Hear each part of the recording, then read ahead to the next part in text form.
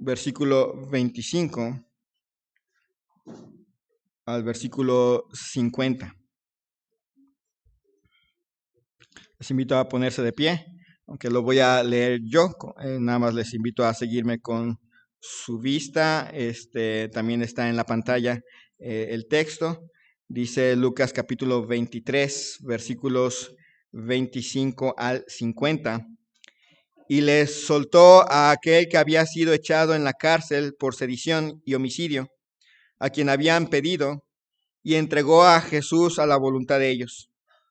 Y llevándole, tomaron a cierto Simón de Cirene que venía del campo, y le pusieron encima la cruz para que la llevase tras Jesús. Y le seguía gran multitud del pueblo, y de mujeres que lloraban y hacían lamentación por él. Pero Jesús, vuelto hacia ellas, les dijo: Hijas de Jerusalén, no lloréis por mí, sino llorad por vosotras mismas y por vuestros hijos. Porque aquí vendrán días en que dirán: bienaventuradas las estériles y los vientres que no concibieron y los pechos que no criaron. Entonces comenzarán a decir a los montes: caed sobre nosotros, y a los collados: cubridnos. Porque si en el árbol verde hacen estas cosas, ¿en el seco qué no se hará? Llevaban también con él a otros dos que eran malhechores, para ser muertos. Y cuando llegaron al lugar llamado de la Calavera, le crucificaron allí, y a los malhechores, uno a la derecha y el otro a la izquierda.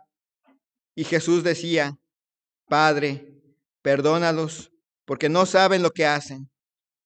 Y repartieron entre sí sus vestidos, echando suertes. Y el pueblo estaba mirando, y aún los gobernantes se burlaban de él, diciendo: a otros salvó, sálvese a sí mismo, si este es el Cristo, el escogido de Dios. Los soldados también le escarnecían, acercándose y presentándole vinagre, y diciendo: si tú eres el rey de los judíos, sálvate a ti mismo. Había también sobre él un título escrito con letras griegas, latinas y hebreas: Este es el rey de los judíos. Y uno de los malhechores que estaban colgados le injuriaba, diciendo: si tú eres el Cristo, sálvate a ti mismo y a nosotros. Respondiendo el otro, le reprendió diciendo: ¿ni aún temes tú a Dios, estando en la misma condenación? Nosotros, a la verdad, justamente padecemos porque recibimos lo que merecieron nuestros hechos, mas este ningún mal hizo. Y dijo a Jesús: acuérdate de mí cuando vengas en tu reino. Entonces Jesús le dijo: de cierto te digo que hoy estarás conmigo en el paraíso. Cuando era como la hora sexta, hubo tinieblas sobre toda la tierra hasta la hora novena, y el sol se oscureció y el velo del templo se rasgó por la mitad. Entonces Jesús, clamando a gran voz, dijo: Padre, en tus manos encomiendo mi espíritu. Y habiendo dicho esto, expiró. Cuando el centurión vio lo que había acontecido, dio gloria a Dios, diciendo: verdaderamente este hombre era justo. Y toda la multitud de los que estaban presentes en ese espectáculo, viendo lo que había acontecido, se volvían golpeándose el pecho. Pero todos sus conocidos y las mujeres que le habían seguido desde Galilea estaban lejos mirando estas cosas. Había un varón llamado José de Arimatea, ciudad de Judea, el cual era miembro del concilio, varón bueno y justo. Oremos. Señor y Dios, te doy gracias en esta mañana por lo que nos dejas en tu palabra. Sobrecogedor, en cierta manera impresionante. Y al final de cuentas, la culminación de la obra que Cristo vino a hacer en este mundo. Morir por nosotros, morir en nuestro lugar. Que tú obres en cada corazón. Si hay alguien aquí que necesita creer en Cristo y arrepentirse de sus pecados para ser salvo, que tú, Señor, hables a su vida, que tú, Señor, no le permitas irse con su culpa, no le permitas simplemente irse pensando pensando solamente en un Cristo humillado, que salga de aquí con el regalo de la salvación en Cristo Jesús. Para los que ya hemos conocido a Cristo como nuestro único y suficiente Salvador, que tú, Señor, nos des valentía. Ya no hay razón para estar mirando de lejos a nuestro Salvador. Tenemos que identificarnos con Él, vivir a Cristo y ser de testimonio para otros. Te ruego, Señor, tu bendición. Te pido, Señor, por nuestros enfermos, los que se encuentran enfermos, que no pueden venir, por nuestra hermana Patricia Fernández. También, Señor, te pedimos por el sobrino de nuestra hermana Magdalena, que está ahorita pasando por un tiempo de enfermedad. Que tú, Señor, obres en sus cuerpos. Todo para la mayor gloria tuya. En el nombre de Cristo Jesús te pido esto y te doy gracias. Amén. La muerte en la cruz es la obra cumbre de la redención que trajo nuestro Salvador. Es la parada más importante hasta ese momento, desde que Adán y Eva cayeron. El momento en que se cumplía esa promesa de redención que Dios había hecho a la mujer y a Adán, y de ahí en adelante al resto de las personas, de que un día un descendiente de la mujer vendría y destruiría a la serpiente, y llegó ese día. A partir de ese momento la condena sobre Satanás estaba firmada y solamente espera su cumplimiento total. La muerte en la cruz de nuestro Señor y Salvador es el final de un largo camino desde Adán y Eva. Podemos ver el largo, enorme camino de sacrificios. El sacrificio de animales, de un animal que tuvo que hacerse para cubrir a Adán y Eva y su desnudez. Es el final de sacrificios como el que ofrecía Abel, o Noé, o Abraham, o Isaac, Jacob, los israelitas. La muerte en la cruz de nuestro Señor Jesucristo llegó a ser y llega a ser el último sacrificio, el completo sacrificio en favor del pecador. Es un sacrificio que, después de tener valor para nosotros, finalmente, a través de ese sacrificio, tenemos vida nueva. Y un día, gracias a este sacrificio, se apagará nuestra luz aquí, pero solo porque ha llegado el amanecer allá. ¿Es este sacrificio de Cristo realmente relevante para su vida? ¿Se ha convertido este sacrificio en el parteaguas de su historia? A lo largo de este pasaje vemos 4 frases que hace nuestro Señor Jesucristo. 4 discursos finales. Dice ahí en versículo 26, y llevándole tomaron a cierto Simón de Cirene que venía del campo y le pusieron encima la cruz para que le llevase tras Jesús. En primer lugar, vemos a nuestro Señor Jesucristo, que siempre estuvo en control de los eventos. La salvación del pecador siempre fue la meta de este sacrificio. Él no vino a morir para enseñarnos cómo morir. Él vino a morir en nuestro lugar. A veces no los hilamos mucho. Aparece Simón de Cirene. Va a producir efectos en él. Él va a llevar por un tramo la cruz. Va a ser testigo de este escenario y va a llevarlo a la fe. Él es el papá de Alejandro y de Rufo. No diría quiénes son Alejandro y Rufo. Marcos nos dice que estaban ahí. El Evangelio de Marcos nos dice que Simón era padre de Alejandro y Rufo. El libro de Romanos nos vuelve a mencionar a Alejandro y Rufo. ¿Se acuerdan que el Evangelio de Marcos fue escrito para los hermanos en Roma y la epístola a los romanos está diseñada para los romanos? Así que la fe llegó a la familia de Simón ese día. Ese día Simón fue el testigo de este evento, creyó en él, y después Alejandro y Rufo. Simón era de Cirene, esa pequeña ciudad que estaba antiguamente allá en lo que hoy es Libia, en el norte de África. ¿Se acuerda de los fundadores de la iglesia de Antioquía? Unos hombres de Chipre y de Cirene. ¿Se acuerdan de los ancianos que había en la iglesia de Antioquía? Lucio de Cirene. Y algunos piensan que la epístola a los hebreos no está escrita para judíos de Israel, sino para cristianos judíos que viven en Cirene, en el desierto, y que han perdido sus cosas. La salvación del incrédulo estaba en los planes de Jesús. Simón no estaba allí por error y no fue designado por equivocación. Vendría una larga lista de gente de Cirene que iba a creer en Jesús. Y aquí tenemos prácticamente a su primer misionero.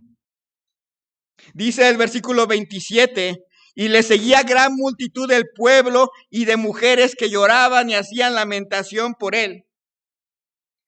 La idea a lo largo de todo este texto es una multitud que va a estar ahí. A veces van a estar haciendo una cosa, otras veces están haciendo otra, pero ninguna de ellas es creyendo.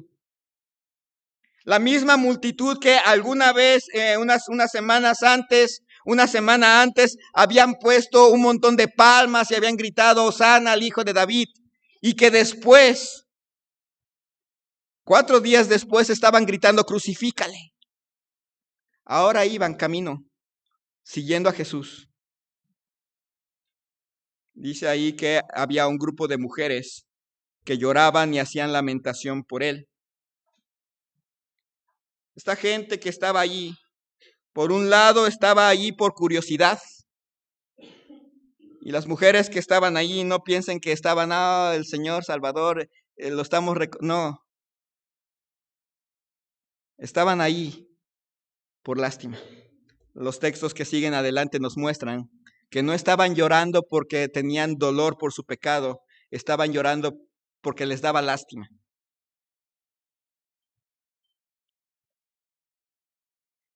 Dice ahí versículos 28 al 31. Pero Jesús, vuelto hacia ellas, les dijo, hijas de Jerusalén, no lloréis por mí, sino llorad por vosotras mismas y por vuestros hijos, porque he aquí vendrán días en que dirán, bienaventuradas las estériles y los vientres que no concibieron y los pechos que no criaron.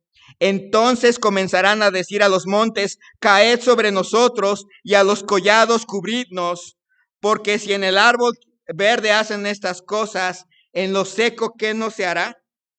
Noten que Jesús no se vuelve hacia ellas y no les dice gracias por su apoyo. Gracias porque están aquí llorando, porque realmente sienten lo que me está pasando. Se vuelve y las regaña. Se vuelve y les llama la atención. No lloren por mí, lloren por ustedes. Quien sigue a Cristo por curiosidad, quien ve estas escenas por lástima, no llega a la salvación. Cristo no vino a morir para que le tuviéramos lástima. Cristo no vino a morir para que sintiéramos curiosidad por Él. Cristo vino a morir para salvarnos. Él no quiere su lástima, Él no quiere su curiosidad, Él quiere que se rinda. Les dice a ellas, no lloren por mí, lloren por vosotras mismas, y la razón es que si ellas y todos ellos no se arrepienten, vendrán días de juicio. Vendrán días en que para ellas era mejor no haber tenido hijos, porque viene el juicio sobre ellas y sobre sus hijos. Para ellas y para ellos vendría un tiempo en que si no se arrepienten, la ira de Dios que está sobre ellos caería sobre sobre cada uno de estas personas y Cristo no quiere que la ira de Dios caiga sobre ellos. Cristo vino a morir por ellos, pero no quiere su lástima, no quiere su curiosidad.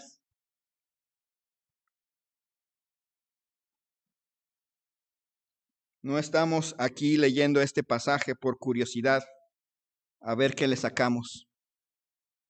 Y no estoy leyendo este pasaje para moverlos a la lástima, a ver a Jesús y pobrecito de él, a ver a Jesús y qué lástima por él. Estamos leyendo este pasaje para que pueda ver que si no se rinde, si no se pone a los pies de Jesús, el juicio viene. Cristo vino para librarle del juicio, murió para librarle del juicio, pero espera arrepentimiento, no lástima. Espera arrepentimiento, no curiosidad. Si la muerte de Cristo no ha causado que usted reconozca que Dios ve el pecado como algo realmente serio, al grado de que le provocó la muerte a Jesús, si no ha causado en usted que tenga que aceptar que el que merecía estar en ese lugar era usted, era yo, no él, si no ha causado en usted el reconocer que Cristo, siendo Dios, estaba dando su vida por usted y por mí, y si sobre todo no ha causado este sacrificio un arrepentimiento verdadero que le lleve a cambiar completamente de dirección, que le lleve a cambiar completamente su vida, que le lleve a rendir completamente su ser, entonces la ira de Dios sigue estando sobre usted y tarde o temprano va a caer hacia usted. No lloren por lástima, lloren por arrepentimiento. No lloren por lástima, lloren porque la muerte de Cristo no ha estado tan presente en nuestras vidas como debería de estar. Él no vino para que usted sintiera lástima. Él vino para que usted se rindiera a Él. Él vino a morir en la cruz por usted. Su primer discurso: no lloréis por mí, llorad por vosotros.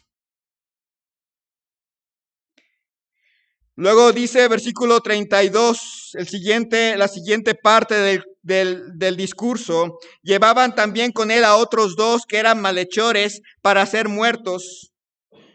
Él fue crucificado, dice, entre malhechores, dice el versículo 33, y cuando llegaron al lugar llamado de la calavera, le crucificaron allí, y a los malhechores, uno a la derecha y el otro a la izquierda. Él fue contado entre los inicuos. Él fue llevado a la cruz y fue crucificado con personas que realmente merecían la muerte. Él fue sacado de Jerusalén, no fue crucificado adentro de la ciudad conforme a la ley. Él fue sacado del campamento y fue llevado a un lugar donde se podía ver. Y ahí fue crucificado con un malhechor al lado, con otro malhechor al lado. No eran nada más ladrones. Dice aquí que eran malhechores y la idea es que habían hecho algo realmente feo que les llevó a la muerte. No se robaron una bolsita de dinero y ya. Debieron haber hecho algo que les llevó también a morir en una cruz. Allí estaba crucificado, delante de todos. Y la gente lo único que podía ver era a una persona que estaba siendo crucificada con dos delincuentes al lado. Y dice ahí en versículo 35, y el pueblo estaba mirando, y aún los gobernantes se burlaban diciendo: a otro salvó, sálvese a sí mismo, si este es el Cristo, el escogido de Dios. Vean esa escena. Había una multitud. Solo miraba. Ustedes han visto y nos pasa cuando Cuando pasa un accidente, el problema del accidente no es el accidente, sino el montón de gente que se pone alrededor a ver. Ni ayudan. Cuando hay alguna situación de riesgo, a veces la gente nada más arremolina a ver. Así estaba esta multitud. La misma multitud que había alabado a Dios, la misma multitud que había pedido que lo crucificaran, ahora estaba alrededor, solamente mirando. Observaban, sin hacer nada, con pura curiosidad.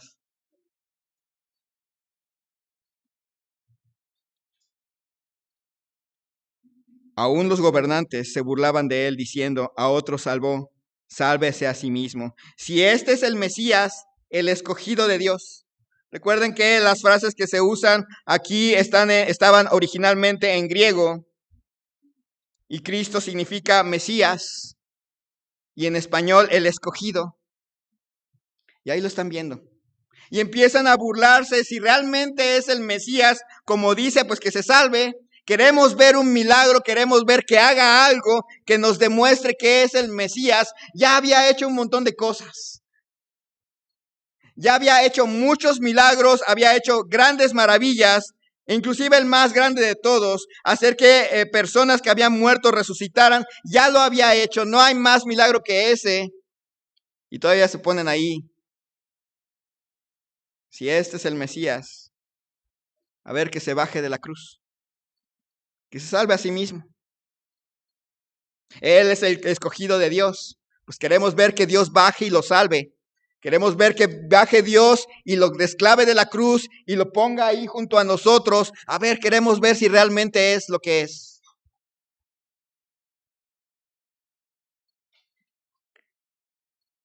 Los soldados, dice ahí versículo 36, los soldados también le escarnecían acercándose y presentándole vinagre y diciendo: si tú eres el rey de los judíos, sálvate a ti mismo.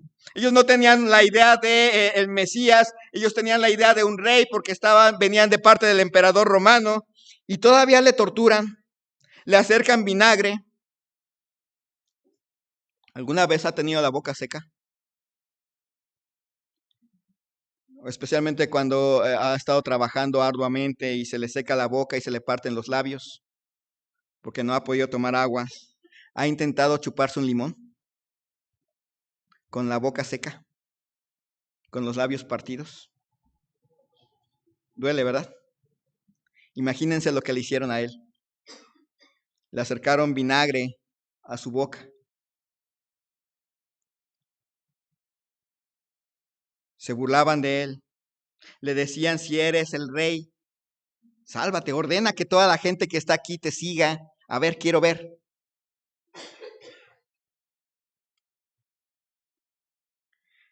Había también, dice, sobre él un título en son de burla, obviamente, escrito con letras griegas, latinas y hebreas: este es el rey de los judíos. Un letrero que se podía ver desde lejos, que la gente podía leer y que era algo muy especial. Era un letrero de burla, es cierto, pero que va a quedar para la posteridad. Estaba escrito, dice ahí, en primer lugar en letras griegas, el idioma del Nuevo Testamento. Estaba ahí escrito en letras latinas, el idioma que va a ser usado por la religión por más de 1000 años. Y estaba escrita en letras hebreas, el idioma del pueblo que rechazó a Jesús. Y ahí está, en son de burla.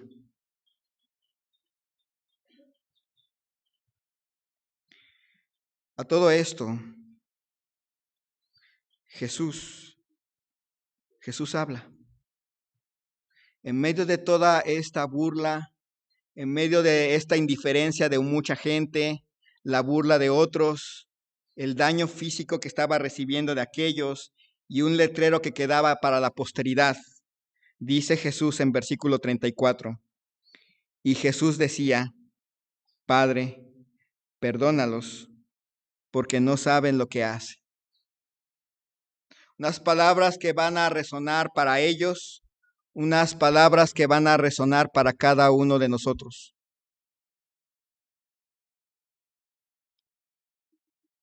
perdónalos, porque no saben lo que hacen. Abre allí por primera vez la puerta al perdón. Lo que estaban haciendo era un gran pecado y podría caerles fuego del cielo si Dios quisiera. Si Él realmente quisiera bajarse de la cruz, se bajaba de la cruz y el pecado quedaba en cada uno de nosotros. Pero Él no se bajó de la cruz. No se bajó de la cruz porque estaba abriendo el camino al perdón. Cada uno de los pecados que teníamos antes de creer en Cristo Jesús, cada uno de los pecados que tiene usted si aún no ha ido en arrepentimiento a Jesús, ese día Dios los estaba pagando, Cristo los estaba pagando en esa cruz y con esta frase estaba abriéndole la oportunidad de recibir el perdón. Perdónalos porque no saben lo que hacen. Y en la cruz, abriendo el camino al perdón. Abriendo el camino para que todo aquel que en Él cree no se pierda, mas tenga vida eterna. Abriendo el camino para aquel que cree en Él, la ira de Dios ya no esté sobre Él. Abriendo el camino para la limpieza de nuestro corazón. Ahí estaba Jesús. Cristo se podía bajar de la cruz. Cristo en ese momento podía bajarse y juzgar a todos esos burladores. Y créame, sería justo. Cristo podía bajar en ese momento y agarrar a esa multitud de indiferentes, agarrar a esos que se reían de Él, agarrar a esos que lo torturaron, agarrar a esos que le quitaron la ropa y juzgarles. Y sería justo. Pero no se bajó, sino que pidió, intercedió por el pecador. Padre, perdónalos porque no saben lo que hacen. Si Él se hubiera bajado, no habría camino al perdón y estaríamos condenados. Cristo en medio del suplicio en la cruz ora a Dios en perfecta armonía con su propósito. Él no vino para condenar al mundo, sino para que el mundo fuese salvo por Él. Y ese sacrificio era por ello. Con esta oración abre la oportunidad para que todo aquel que en Él cree sea perdonado. Él llevó la cruz por nuestra culpa. Él murió por nuestros pecados. Cristo murió por cada uno de nosotros. Así que no sea un burlador, no sea un indiferente. Cristo quiere que se arrepienta y acepte ese perdón.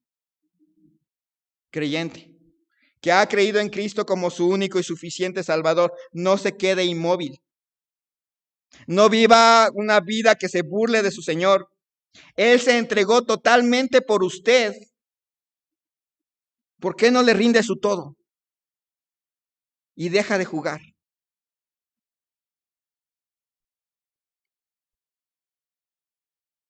En su primer discurso les dice, no lloren por mí, llorad por vosotros. Si no hay arrepentimiento, la lástima no sirve. En segundo lugar, su segundo discurso, Padre, perdónalos porque no saben lo que hacen. Su tercer discurso, dice ahí en versículo 39, y uno de los malhechores que estaban colgados le injuriaba diciendo, si tú eres el Cristo, si tú eres el Mesías, sálvate a ti mismo y a nosotros. Piense, dice que estaba en medio de su muerte misma, una persona allí también agonizando. Recuerden que no nada más a nuestro Señor Jesús lo clavaron de una cruz, con el dolor que eso significó. Aquí había una persona que está exactamente en la misma posición, con clavos en sus muñecas, con el intenso dolor. Y aún en su agonía, se puso a burlarse. Unas personas piensan que pueden detener su arrepentimiento hasta cuando ya se vayan a morir. Pues este ya se iba a morir y no había arrepentimiento. Dice que se burló de Jesús, le injuriaba. Si tú eres el Cristo, se burlaba de su persona. Si tú eres el que dices ser el Mesías, pues a ver, quiero ver que te salves a ti mismo, quiero ver que te bajes de la cruz y quiero ver que también nos bajes a nosotros de la cruz.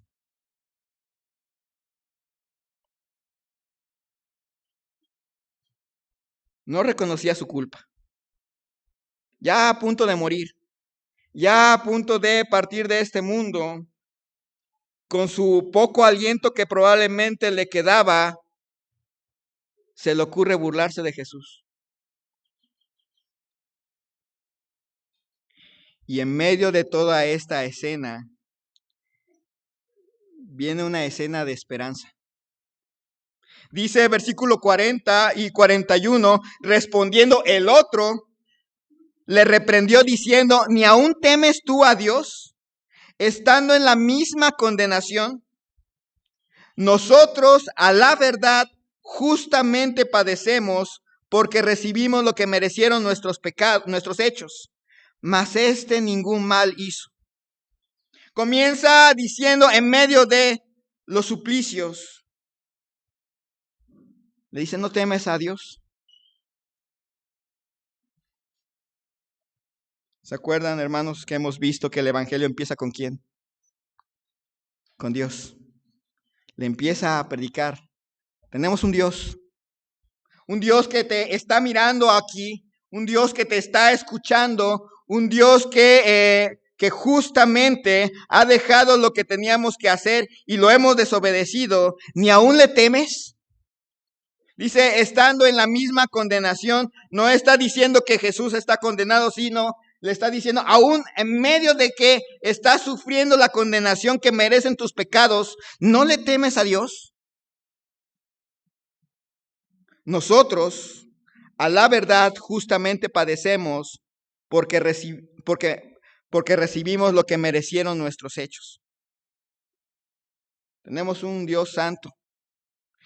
Y le dice él, y tú y yo merecemos la muerte. Y tú y yo hemos pecado. Y tú y yo hemos hecho cosas que hacen que merezcamos estar aquí. Merecemos el juicio de Dios. Tú y yo lo merecemos. Pero Él es santo. Él no merece estar aquí. Le está predicando el Evangelio.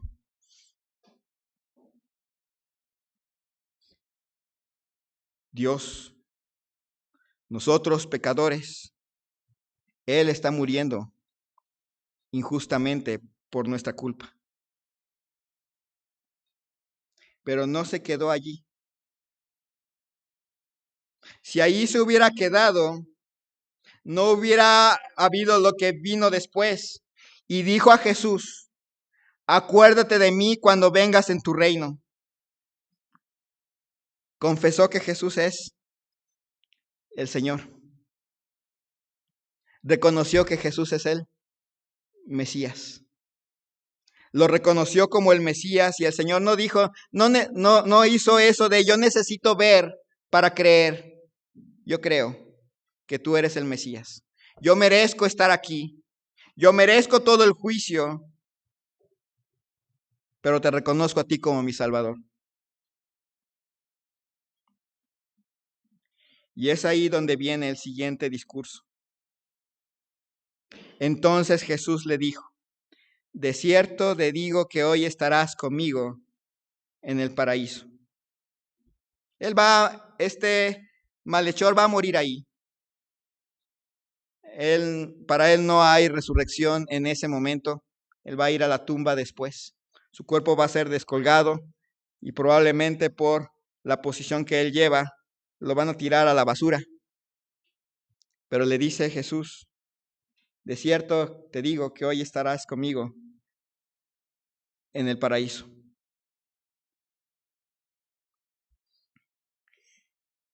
En estas últimas escenas, se puede ver a nuestro Señor Jesucristo contado como malhechor cuando no era malhechor. Parecía débil y sin poder para salvar vidas, pero precisamente el sacrificio en la cruz era la obra máxima de salvación por el pecador. No hay más milagros. El más grande milagro es que una persona crea en Él y sea salva.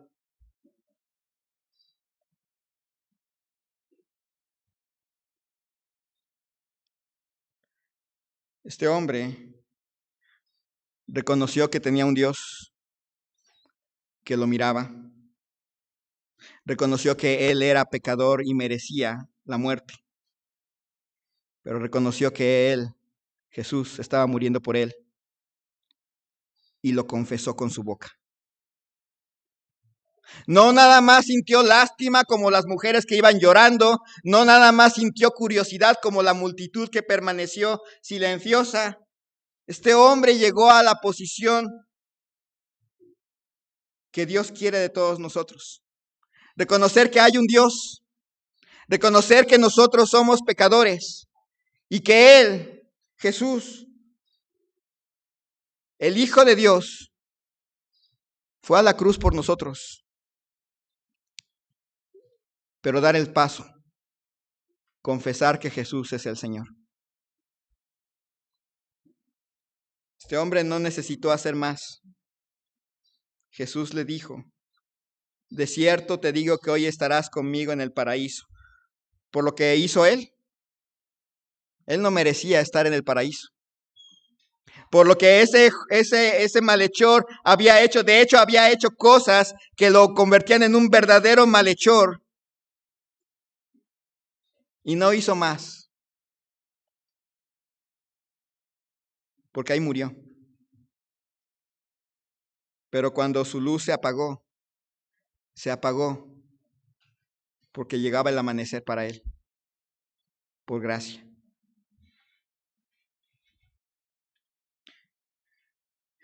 No espere milagros y oraciones ruidosas para creer. Crea y arrepiéntase de sus pecados. Confiese que Jesús es el Señor. Y el milagro más grande que va a poder ver se hará: recibir perdón y redención. No hay más grande milagro que ese. Creyente, ¿qué espera para entregar su vida completa al Señor? ¿Milagros? ¿Intervenciones en su vida? Si ya recibió el perdón de Dios, ¿qué otro milagro quiere para entregarle su vida a Él?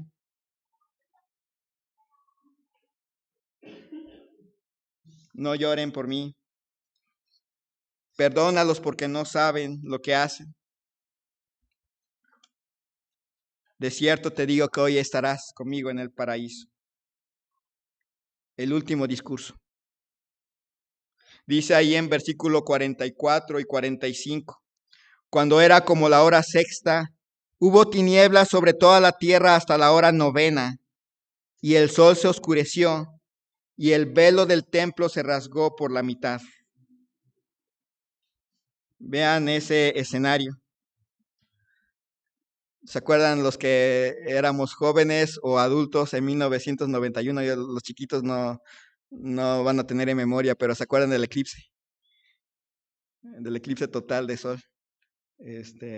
Como de repente a mediodía empezó a oscurecerse, lentamente. Los pajaritos, todos desconcertados, empezaron a irse hacia los árboles. Y de repente hasta la temperatura empezó a bajar. ¿Se acuerdan de esa tarde? Era verano, había estado nublado varios días antes, pero ese preciso día amaneció despejado. Y de repente allí, en el cielo, un disco negro. Y usted pudo ver que lo iluminado del sol ya no estaba allá, estaba en el sur, porque hacia allá iba el eclipse. Y el frío, y la noche a mediodía. Aquí tenemos un espectáculo similar. De repente, cuando era como la hora sexta, 12 del día, hubo tinieblas sobre toda la tierra, no nada más sobre Israel, sobre toda la tierra, hasta la hora novena, hasta las 3 de la tarde. El sol se oscureció. Era lo que se pudo ver en ese momento y aunque pasan algunos otros eventos, en otros evangelios nos los dicen, en Mateo, en Marcos, en Juan, Lucas nada más nos dice, y en ese momento todo se oscureció. Los testimonios que me han relatado de ese día me dicen que estuvo oscuro por 3 horas. Y allá en el templo, el velo del templo se rompió. Era un velo enorme que dividía el lugar santo del lugar santísimo.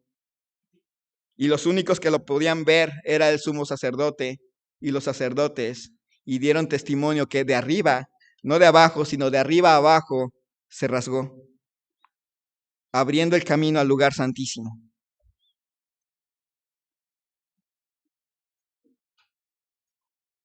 Dice el versículo 46. Entonces Jesús, clamando a gran voz, dijo, Padre, en tus manos encomiendo mi espíritu. Y habiendo dicho esto, expiró. Con una voz fuerte para que todos los que estuvieran ahí escucharan, cierra este evento de una manera culminante. Noten que comienza con un Padre. Padre, en tus manos encomiendo mi espíritu. Ya se ha hecho la reconciliación. Este sacrificio ha sido aceptado por el Padre. El sacrificio ha sido perfecto. Ya todo ha sido consumado. Ya no hay nada más que hacer para la redención del hombre. Todo lo que se tenía que hacer en ese momento ya había terminado. Ya se había concluido la redención. Padre, en tus manos encomiendo mi espíritu. Dios ya no le está dando la espalda en este instante. Le había dado la espalda por unos momentos poco antes, y por eso comienza con un Dios mío, ¿por qué me has abandonado? Pero ahora concluye con un Padre, en tus manos encomiendo mi espíritu. Ya se ha hecho la reconciliación.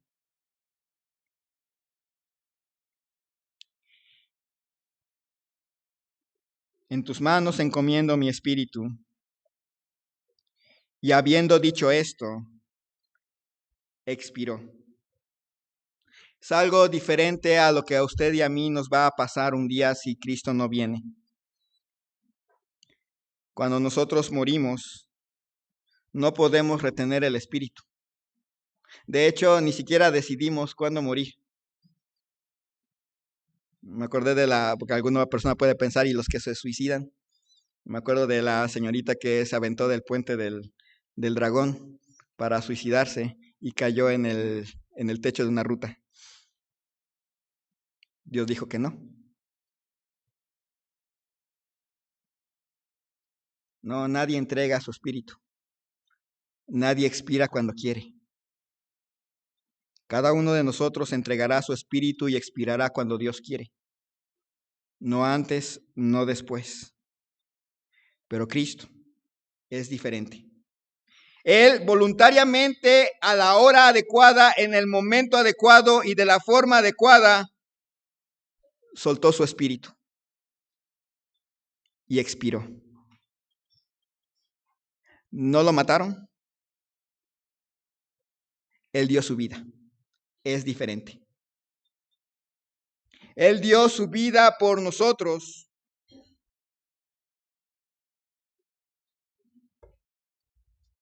Y entonces vienen las 3 grandes reacciones a este evento. Cuando el centurión vio lo que había acontecido, dio gloria a Dios diciendo, verdaderamente este hombre era justo. Es la primera reacción a este evento. La primera reacción corresponde a un soldado romano que no es judío, que está ahí viendo pasar todas estas cosas, está observando lo que ha acontecido, ve que la muerte de este prisionero es diferente a todas las muertes que ha habido, que ha presenciado, y queda impresionado y da gloria a Dios. Pero solamente dice, este hombre era justo. Ahí se quedó. Es un hombre y lo reconozco como justo, pero hasta ahí, no más. Siguen. Y toda la multitud de los que estaban presentes en este espectáculo, viendo lo que había acontecido, se volvían golpeándose el pecho. Ahí estaba la multitud que primero se estaba burlando, que otro grupo nada más estaba mirando. Ahora ya no era gracioso. Se voltea, pegándose el pecho con un enorme sentimiento de culpa. Sí, es cierto, quizás algunos van a creer más adelante en Pentecostés, pero solamente se van y se regresan a sus casas sintiéndose culpables, pero no creyendo.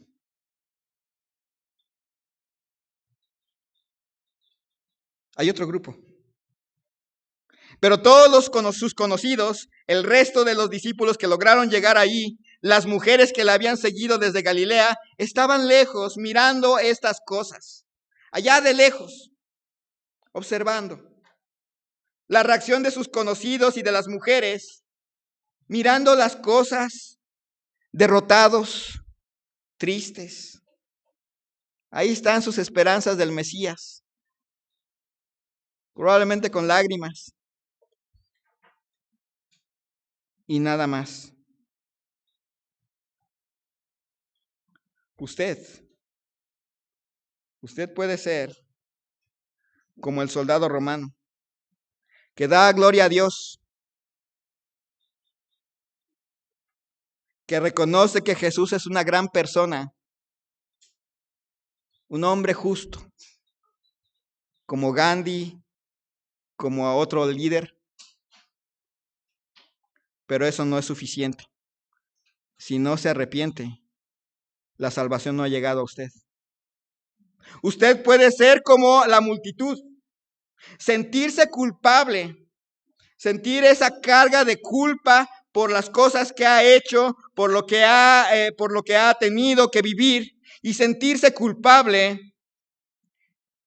Pero si usted no se arrepiente, la culpabilidad no le lleva a nada.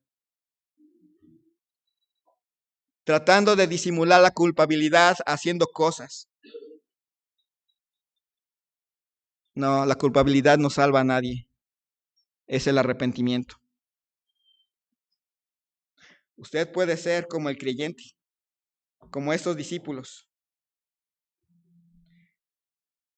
Sí han creído en Jesús, pero se mantienen lejos.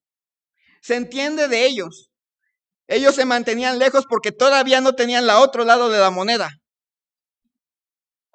la resurrección. Ellos se mantenían lejos porque lo único que veían era a su Salvador, en el cual habían creído y que habían dicho que no irían a nadie porque Él tiene palabras de vida eterna, pero no tenían la parte de la moneda que les indicaba que se iba a levantar de esa tumba a dar fe de que Él es el Salvador. Pero usted y yo no estamos en esa posición. Si usted ha creído en Cristo, usted ya tiene la otra parte de la moneda. Cristo resucitó. Así que no hay por qué mantenerse de lejos, derrotados y tristes. Esa no es la posición de un discípulo ahora. Cristo ya murió por usted y por mí para librarnos de la condenación eterna, para darnos perdón por nuestros pecados.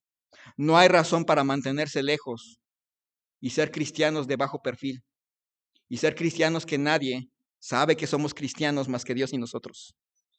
Esa no es la razón para nosotros. Si solo se siente mal por lo que le pasó a Cristo, pero no hay un cambio de dirección, no le ha pedido perdón a Cristo, no le ha reconocido como el dueño de su ser, necesita hacerlo. Él abrió el camino al perdón. Ya no hay algo que usted tenga que hacer. Él ya lo hizo todo. Y no murió para darle lástima, murió para salvarle. Si solamente siente simpatía por Cristo, piensa en Él como un buen Salvador, un líder más que murió para enseñarnos cómo morir, que murió porque nadie le entendía en su época.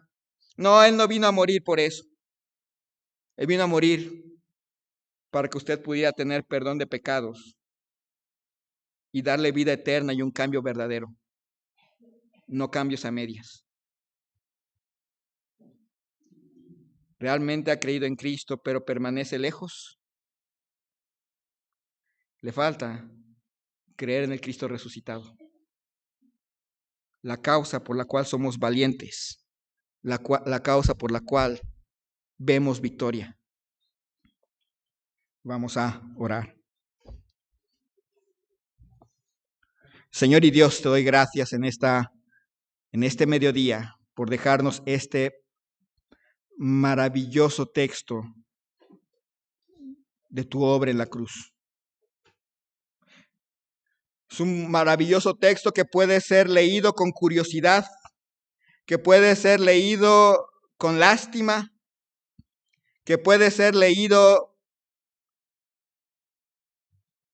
sin empatía,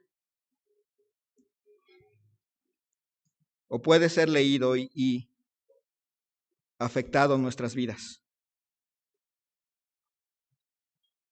Te ruego, Señor, que tú hables a cada corazón. Ese día en la cruz, con esa frase, perdónalos porque no saben lo que haces, estabas abriendo el camino a que pudiéramos recibir perdón. Estabas abriendo el camino para la reconciliación.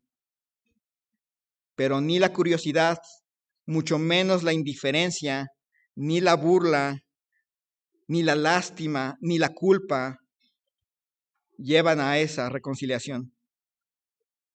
Ahora mandas a todos los hombres en todo lugar que se arrepientan. Señor, si hay alguien aquí que no ha conocido a Cristo como su Salvador personal, que aún no sabe si tiene el perdón de sus pecados, que se siente mal por hacer cosas malas, pero aún no ha recibido perdón de pecados, que hoy sea el día en que acepte, en que reconozca su pecado, pero crea en lo que Cristo hizo por él en la cruz. Que hoy sea ese día. Y así en actitud de oración. Habrá alguien aquí que diría, la verdad, yo no sé si tengo el perdón de mis pecados. Yo no sé si realmente, si yo hoy muriese, lo que vendría sería el juicio. No lo sé. Pero hoy me doy cuenta que soy pecador, pero que Cristo murió por mí para abrirme el camino a la reconciliación con Dios. Quisiera que alguien me mostrara con la Biblia cómo recibir ese perdón en Cristo Jesús. ¿Habrá alguien así? Le invito a levantar su mano.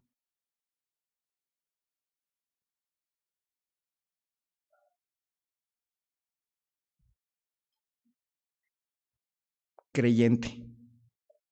Usted que ha creído en Cristo Jesús.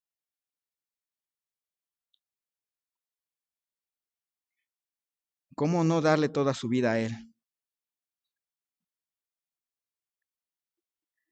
¿Permanece silencioso y de lejos? No murió Cristo para eso.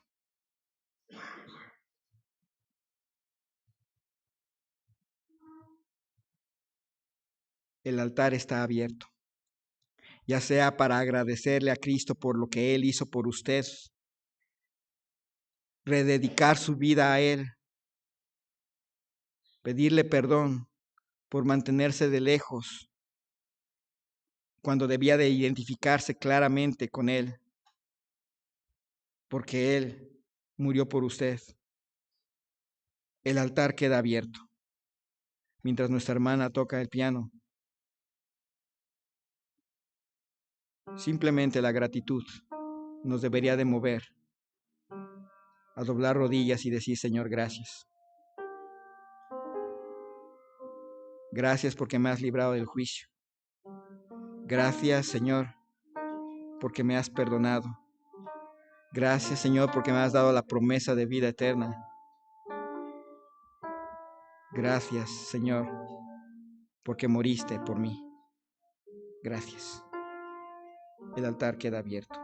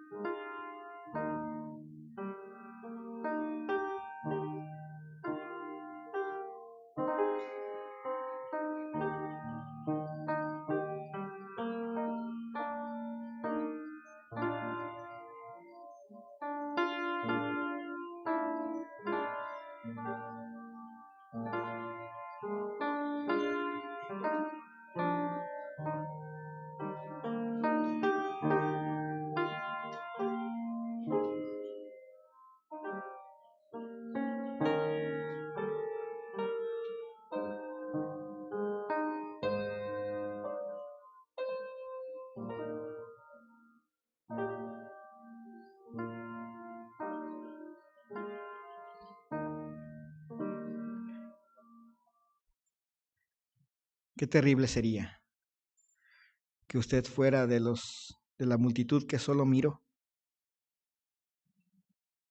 No hizo nada malo, no se burló, no lastimó a Jesús, solo miró, indiferente. Es normal, da igual. Qué triste sería que después de leer el pasaje ni siquiera nos animemos a dar gracias de rodillas. No hacemos nada malo, pero ya es normal. Señor Jesús, obra en nuestras vidas, toca en nuestros corazones, quita nuestra indiferencia. Señor, quita la indiferencia de tu pueblo, la falta de compromiso.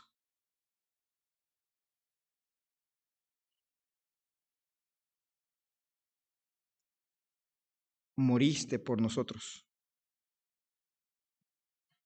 Nos has dado promesa de vida eterna. ¿Qué más queremos? Señor, obra en nuestras vidas, llévanos con bien a nuestros hogares, trabaja en nuestras vidas, te ruego, en el nombre de Cristo Jesús. Amén. Que el Señor les bendiga.